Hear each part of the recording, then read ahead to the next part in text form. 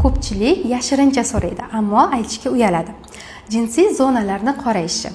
Jinsiy zonalarni oqartirish bo'yicha zararsiz va natijali usul haqida ko'plab savollar keladi. Men Zayniddinova Umida Ummatovna, ginekologman. Bu borada sizga natijali va zararsiz yordam bera olaman.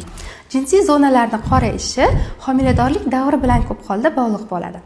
Homiladorlik davrida terida pigmentatsiya, ya'ni melanin pigmentini ortib ketishi natijasida jinsiy zonalarda, qorin ustida, qo'ltiq sohalarida qorayishlar kuzatiladi.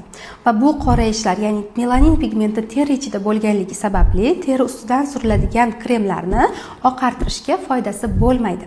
Shuning uchun ham teri ichi bilan ishlash kerak.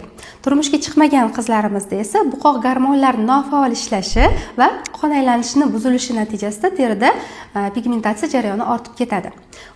Oqartirish muolajasini ginekologda qilish to'g'ri tanlov hisoblanadi.